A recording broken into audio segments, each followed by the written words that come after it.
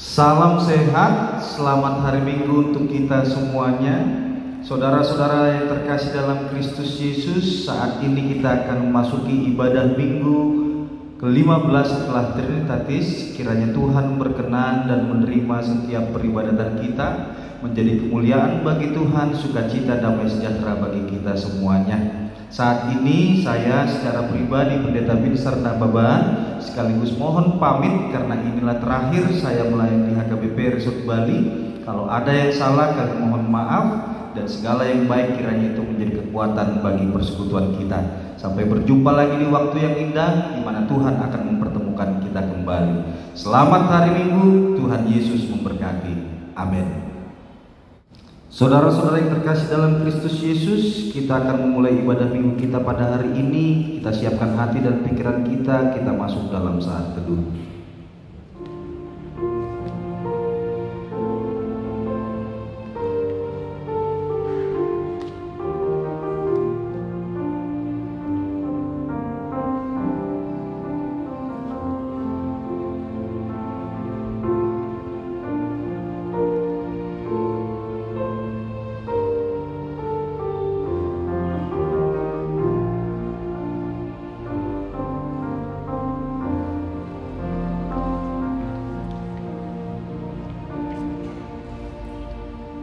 Amin. Kita puji nama Tuhan dari buku ini nomor 648.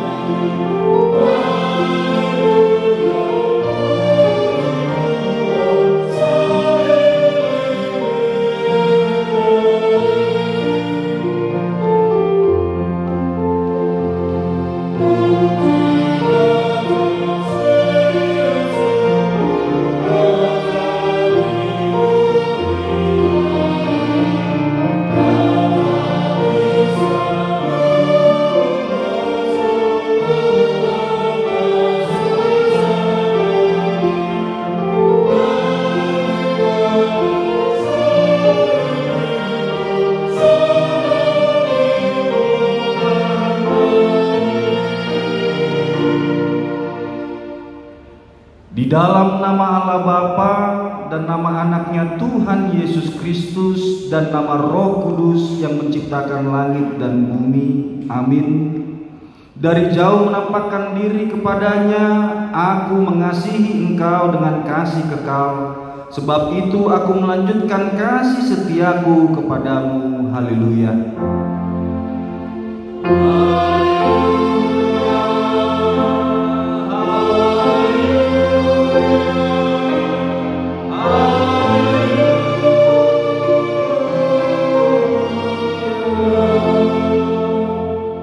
Marilah kita berdoa.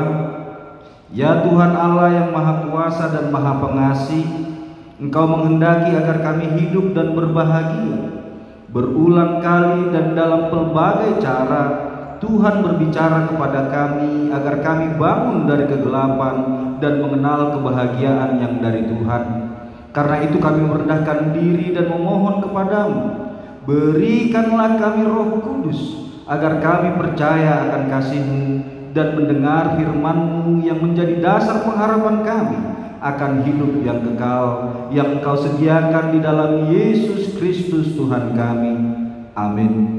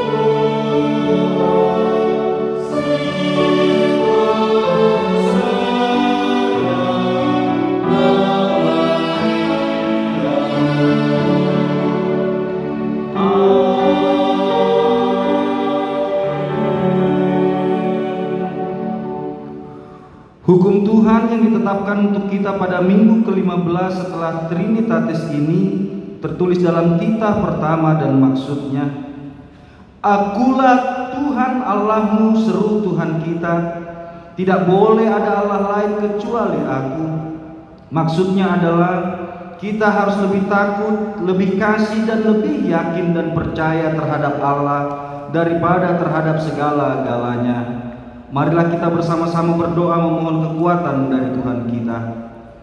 Ya Tuhan Allah, kuatkanlah kami untuk melakukan yang sesuai dengan firman-Mu. Amin.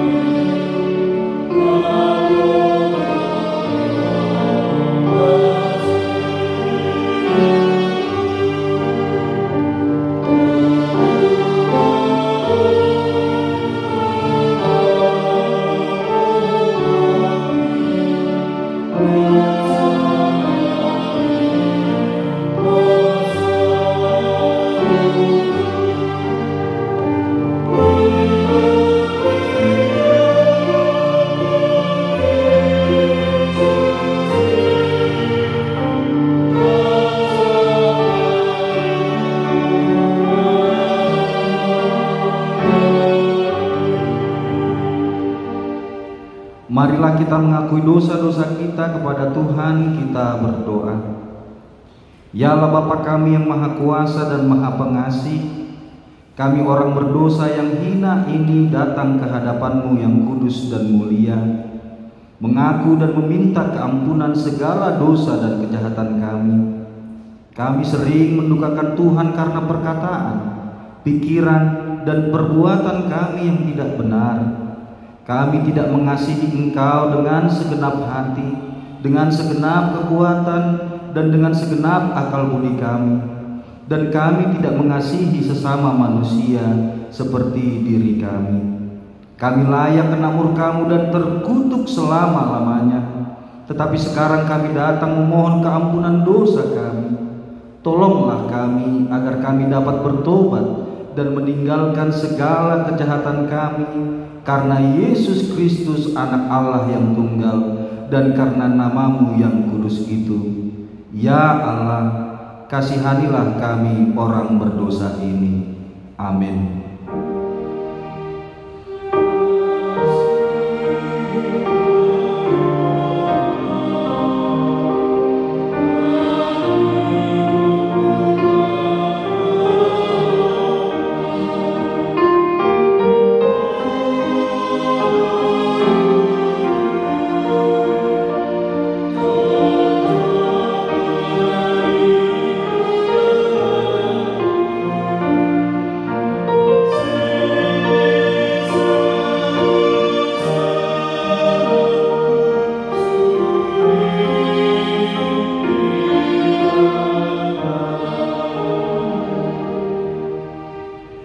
Janji Tuhan akan keampunan dosa-dosa kita. Tuhan adalah penyayang dan pengasih, panjang sabar dan berlimpah kasih setia. Tidak dilakukannya kepada kita setimpal dengan dosa kita, dan tidak dibalasnya kepada kita setimpal dengan kesalahan kita. Seperti Bapa sayang kepada anak-anaknya, demikian Tuhan sayang kepada orang-orang yang takut akan Dia. Kemuliaan bagi Allah di tempat yang maha tinggi. Amin.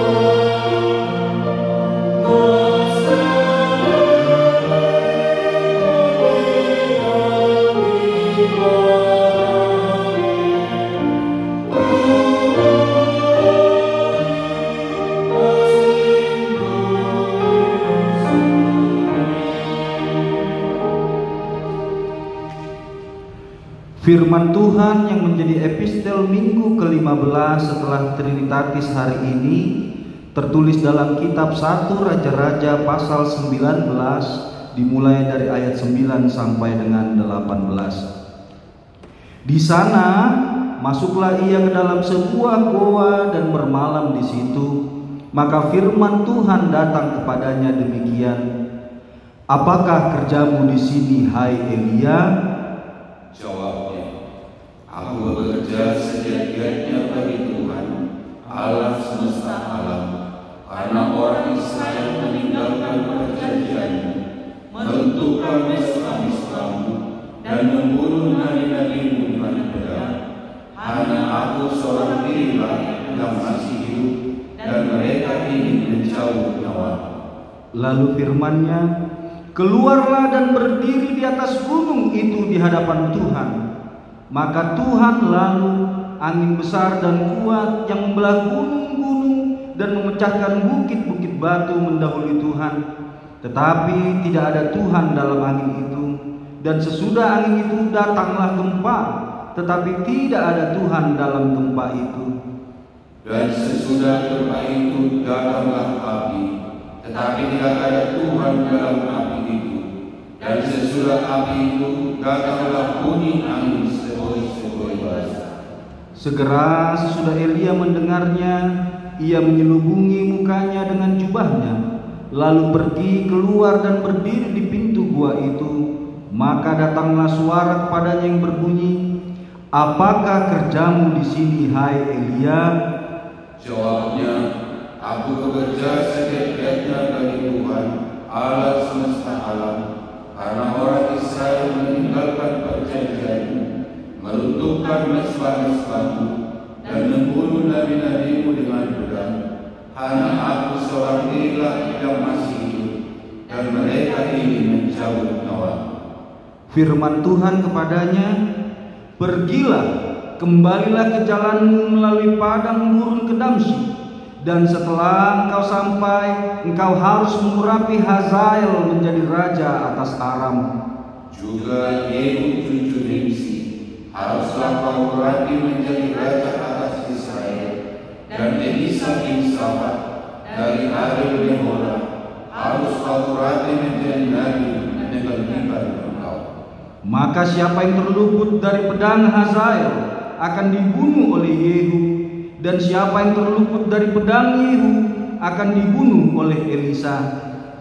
Tetapi aku akan meninggalkan 7.000 orang Israel, yakni semua orang yang tidak sujud menyembah Baal dan yang mulutnya tidak mencium Dia. Demikian isi firman Tuhan. Berbahagialah orang yang mendengar firman Tuhan serta memeliharanya dalam hatinya. Amin.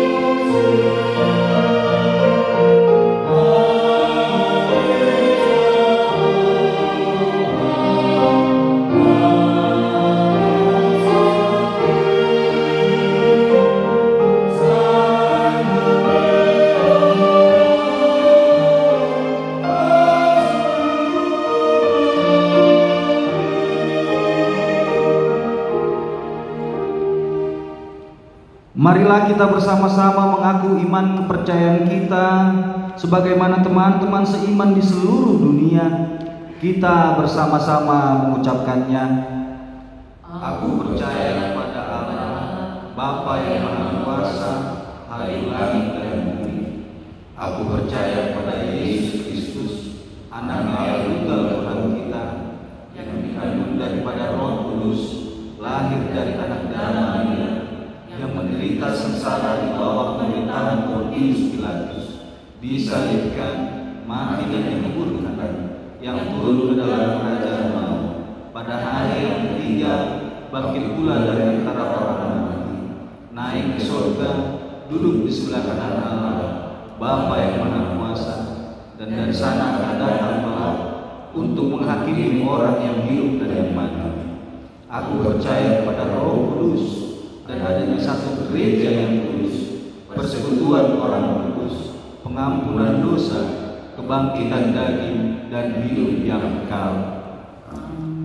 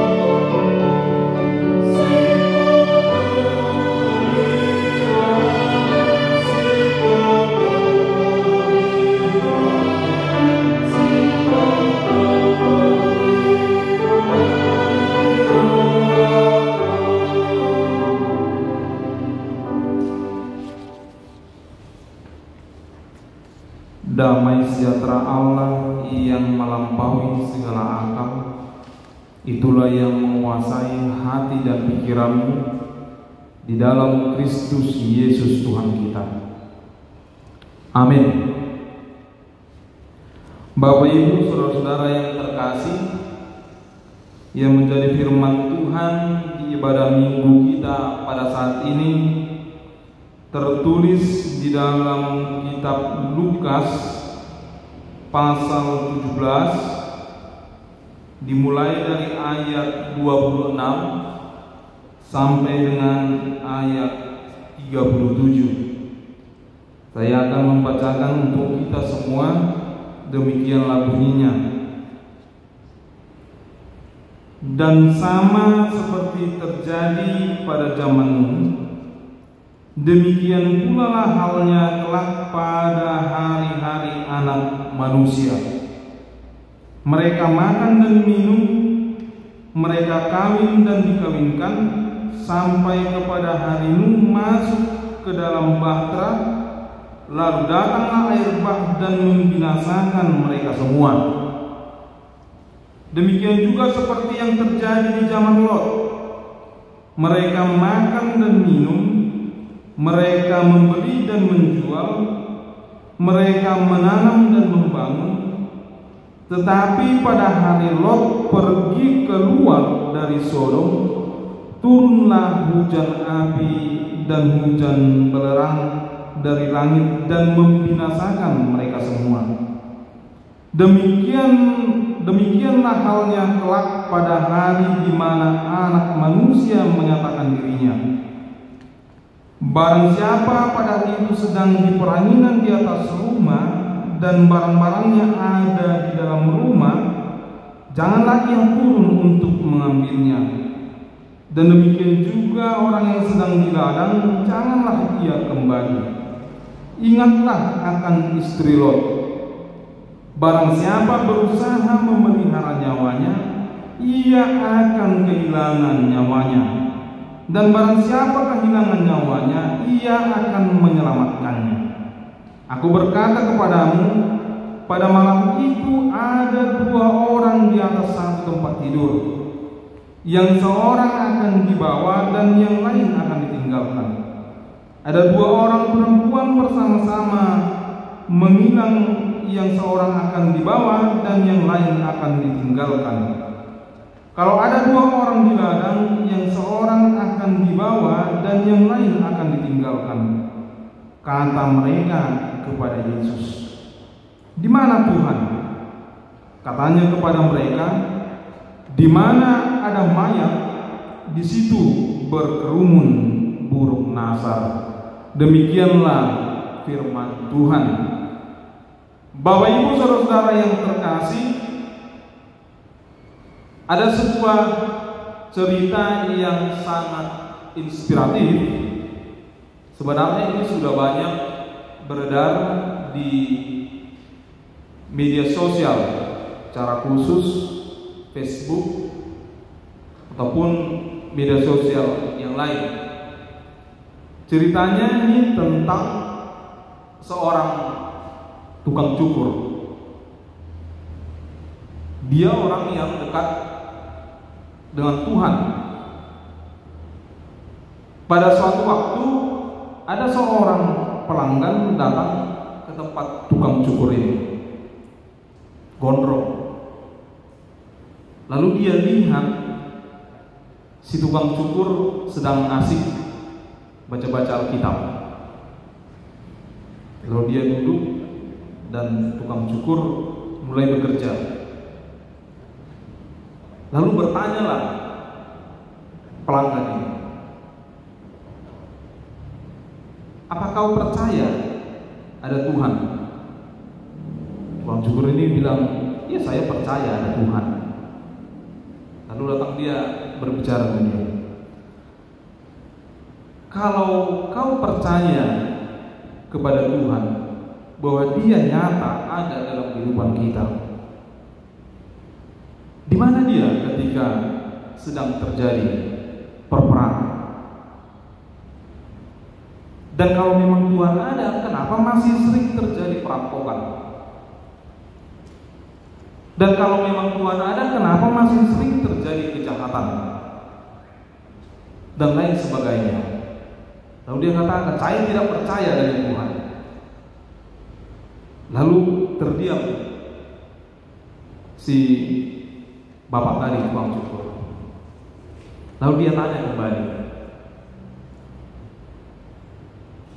kau percaya ada tukang cukur? Ya, saya percaya ada tukang cukur. Kenapa masih banyak orang yang gondrong? Harusnya kalau tukang cukur ada, tidak ada lagi orang yang gondrong. Lalu dia bilang, ya karena mereka tidak mau datang ke tukang pangkas.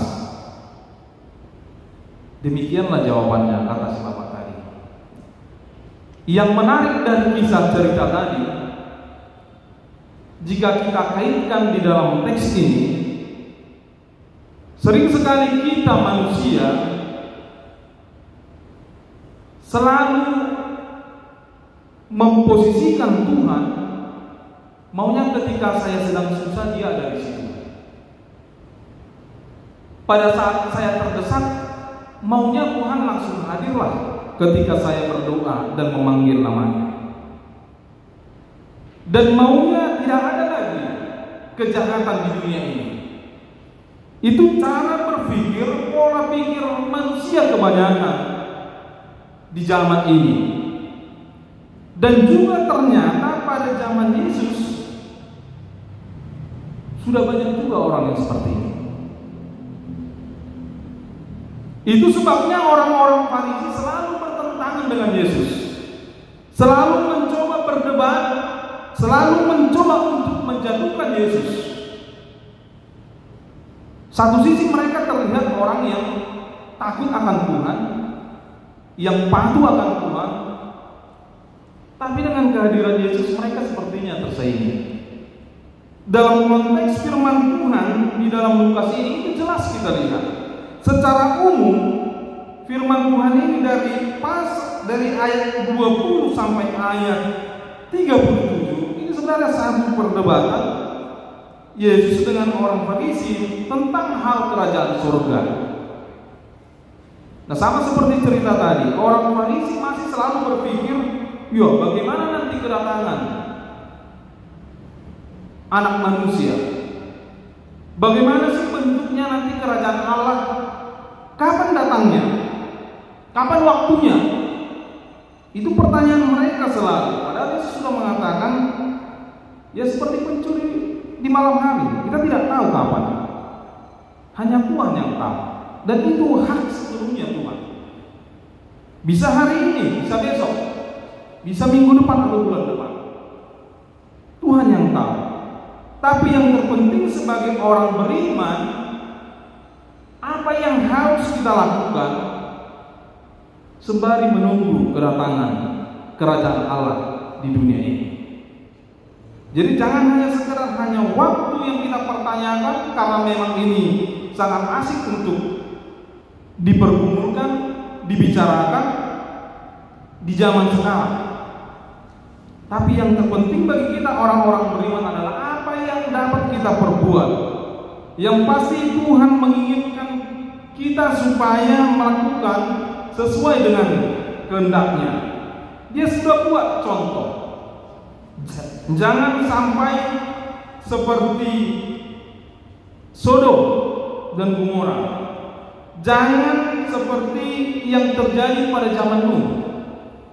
Karena orang melupakan Tuhan, karena orang-orang sudah berjalan jauh dari jalan Tuhan, maka Tuhan menghukum umatnya. Nah, kita tentu tidak menginginkan hal itu terjadi di dalam kehidupan kita. Sesuai dengan topik minggu kita pada saat ini, kuasa Allah nyata dalam ciptaannya. Kita harus percaya bahwa Tuhan adalah Allah yang benar-benar memegang kendali penuh di dalam kehidupan kita. Dan itu selalu kita kumandangkan setiap hari Minggu. Aku percaya, aku percaya di debat Jehovah. Itu ama pargogo na sohadulosan. Tidak ada Allah yang Dia. Tidak ada kekuasaan di dunia ini yang bisa mengalahkan Dia.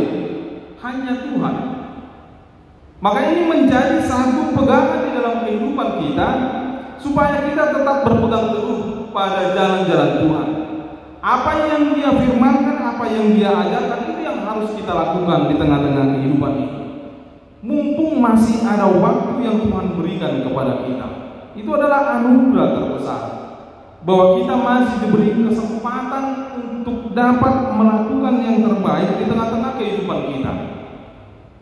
Kita tidak tahu apakah besok kita masih hidup, masih bisa melakukan aktivitas, atau mungkin tidak. Tapi mumpung hari ini kita masih diberi kesempatan oleh Tuhan untuk melakukan segala aktivitas, marilah kita lakukan dengan sepenuh hati, dengan iman yang percaya kepada kuasa Tuhan. Kita melihat bahwa keadaan kita pada saat ini, Bapak Ibu Saudara-saudara, ini juga mungkin cara Tuhan untuk menunjukkan kuasa-Nya. Kita harus percaya Tuhan selalu hadir di tengah-tengah kehidupan kita. Dia bisa hadir melalui bencana. Dia juga bisa hadir melalui saudara-saudara kita. Dia bisa hadir melalui siapapun yang Dia inginkan. Artinya kita orang beriman harus selalu percaya bahwa Tuhan ada dalam setiap perjalanan kehidupan kita. Supaya tidak ada lagi yang berpikir sama seperti orang gondrong tadi. Saya tidak percaya kepada Tuhan. Harusnya kalau Dia ada, kita tidak membiarkan kejahatan itu bisa terjadi. Kalau bisa, ya hidup ini damai-damai saja lah. Itu cara berpikir. Tapi kalau orang beriman selalu percaya dan selalu berpikiran positif bahwa Tuhan bisa hadir melalui apapun. Virus corona yang sedang terjadi di dunia ini itu menjadi pegangan di dalam kehidupan kita. Betapa tidak berdayanya ternyata kita manusia. Kuasa Tuhan tidak bisa dikalahkan dengan beragam macam kecanggihan teknologi. Kuasa Tuhan tidak bisa dilawan dengan jabatan kita. Kuasa Tuhan tidak bisa kita lawan dengan harta kekayaan kita. Coba kita renungkan yang terjadi di tengah-tengah kehidupan kita pada saat ini. Seberapa kaya orang, seberapa hebat jabatannya, seberapa luar biasa dia di tengah-tengah kehidupan ini, ketika virus corona melanda, semua aspek kehidupan kita berdampak. Nah, dari sini kita mulai berpikir untuk selalu bisa dekat dengan Tuhan. Penting adanya penyerahan diri. Itu yang bisa kita lihat di dalam Lukas 17 ayat 33. Barang siapa berusaha memelihara nyawanya, ia akan kehilangan nyawanya. Dan barang siapa kehilangan nyawanya, ia akan menyelamatkannya. Yang terpenting di tengah-tengah kehidupan kita saat ini, bagaimana hidup kita bisa bermanfaat, bisa lebih bermakna. Walaupun kita sedang menghadapi bencana, tapi kehidupan kita tidak jauh dari Tuhan. Bencana tidak akan membuat kita meninggalkan Tuhan. Bencana tidak membuat kita menjadi sulit untuk berdoa kepada Tuhan, memuji dan memuliakan namanya. Bisa saja memang melalui kejadian ini Tuhan mau berbicara kepada kita. Bisa saja melalui bencana yang sedang kita hadapi pada saat ini, Tuhan ingin menegur kita umat manusia. Bisa saja melalui bencana ini Tuhan ingin mengajarkan kita hal-hal yang penting di dalam kehidupan kita. Oleh karena itu, sebagai orang beriman, kita harus mampu untuk selalu berpikir positif, mampu untuk berpikir lebih maju lagi dengan iman dan kepercayaan kita bahwa segala sesuatu yang terjadi dalam kehidupan kita ini Tuhan punya maksud dan tujuannya tersendiri. Tuhan mengingatkan kita, jangan sampai kehidupan yang Tuhan berikan di dalam hidup kita menjadi kita sia-siakan. Tuhan pengasih, ya. Tuhan Maha Pemurah, ya. Tapi kalau hidup kita masih saja diperbudak oleh dosa, ada kalanya Tuhan akan menghukum kita. Ingat kedatangan Anak Manusia. Firman Tuhan mengatakan di dalam teks ini, kalau ada 2 orang di ladang, yang seorang akan dibawa dan yang lain akan ditinggalkan. Artinya di dalam kehidupan kita ini, siapa orang yang benar-benar mau hidup sesuai dengan kehendak Tuhan, dia yang akan ikut bersama dengan Tuhan di dalam kerajaan surga. Tetapi sebaliknya, kalau memang hidup kita masih hidup dalam perbudakan dosa, kita akan ditinggalkan, kita akan dibiarkan. Nah, yang menjadi pertanyaan, pilihan yang mana yang mau kita pilih? Apakah kita mau ikut serta masuk ke dalam kerajaan surga, atau hidup kita sengsara oleh karena dosa yang senantiasa kita pelihara di dalam kehidupan ini? Pilihannya ada kepada kita masing-masing. Saya yakin dan percaya Bapak Ibu Saudara-saudara yang mengikuti ibadah pada saat ini, pasti semua kita menginginkan kelak kita bisa menjadi penghuni kerajaan surga. Semua orang menginginkannya, tapi tidak cukup hanya dengan kata-kata, harus dengan tindakan, harus sesuai dengan apa yang Tuhan kehendaki di dalam kehidupan kita. Maka waktu yang ada pada saat ini, mari kita pergunakan untuk kemuliaan nama Tuhan. Lakukan hal-hal yang bermanfaat, yang bermakna di dalam kehidupan kita. Saling tolong-menolong di dalam situasi sulit pada saat ini. Pertolongan sekecil apapun itu, Tuhan pasti akan senantiasa mempertimbangkannya.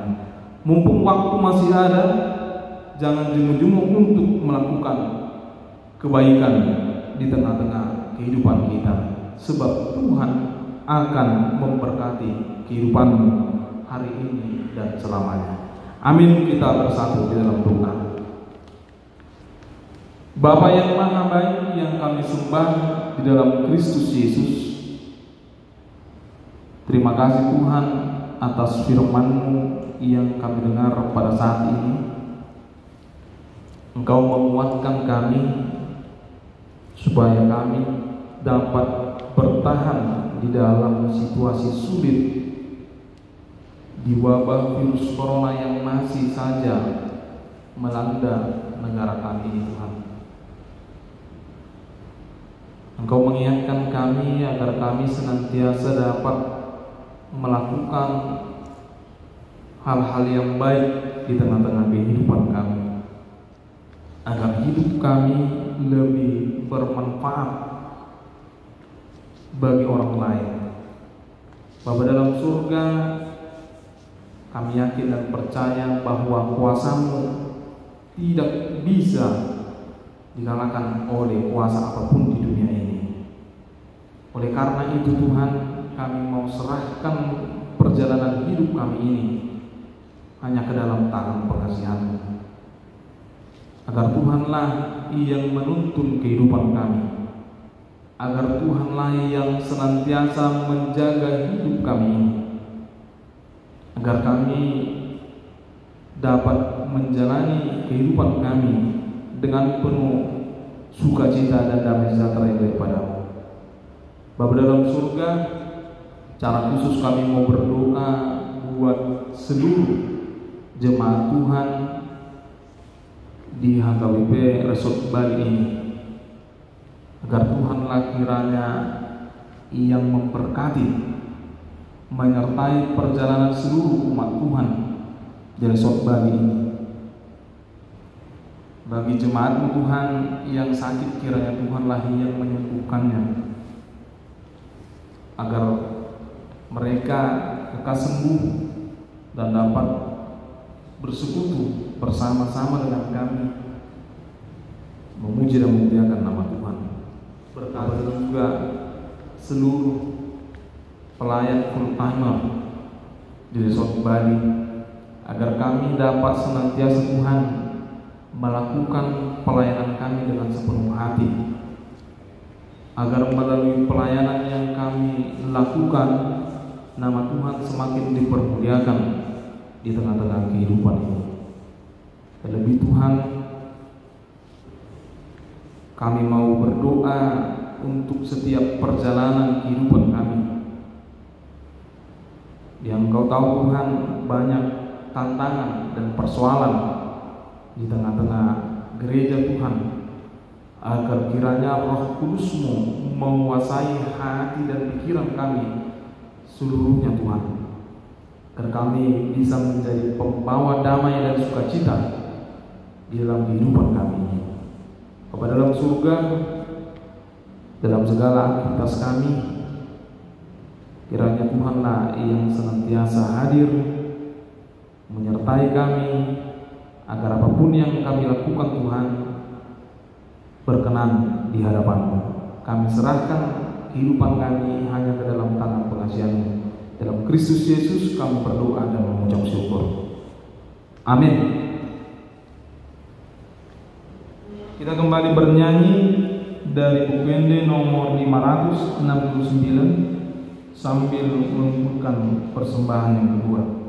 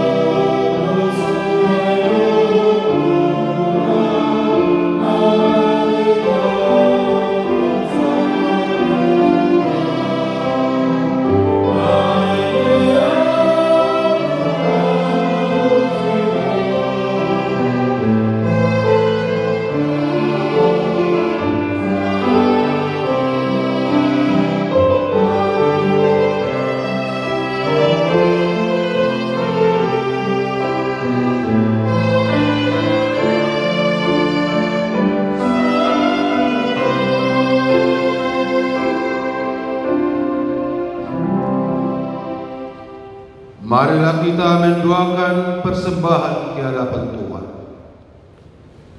Ya Allah Bapa kami yang di surga, kami mengaku bahwa Tuhan adalah sumber dari segala karunia yang melimpah dalam kehidupan kami masing-masing.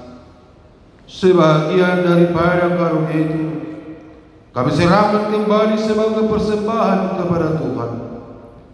Terimalah dan berkatilah persembahan umat-Mu ini, agar dapat kami pergunakan untuk pekerjaan dan pelayanan kerajaan Tuhan di dunia ini. Bukalah hati kami untuk mengenal betapa banyak berkat dan karunia yang kami peroleh dari Tuhan, supaya kami senantiasa bersyukur kepada-Mu. Di dalam nama Yesus Kristus Tuhan kami. Amin.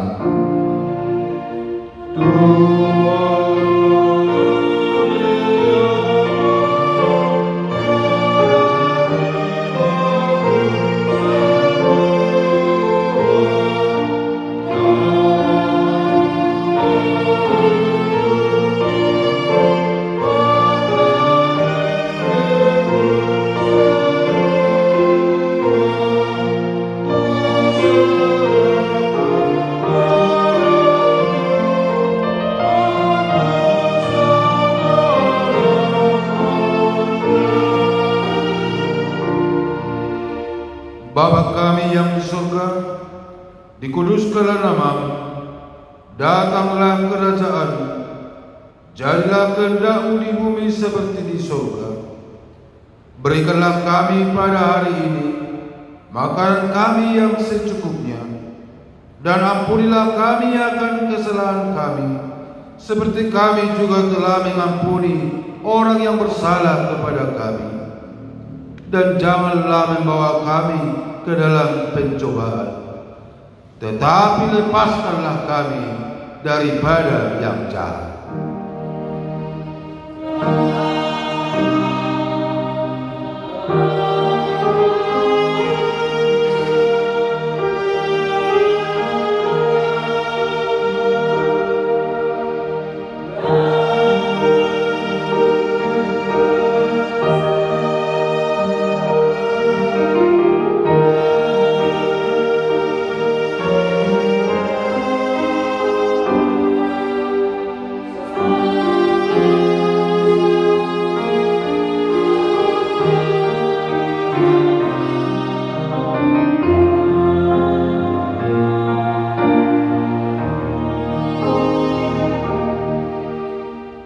Arahkanlah hidupmu kepadanya, dan terimalah berkat dari Tuhan. Tuhan memberkati engkau dan melindungi engkau. Tuhan menyinari engkau dengan wajah-Nya dan memberi engkau kasih karunia. Tuhan menghadapkan wajah-Nya kepadamu dan memberi engkau damai sejahtera.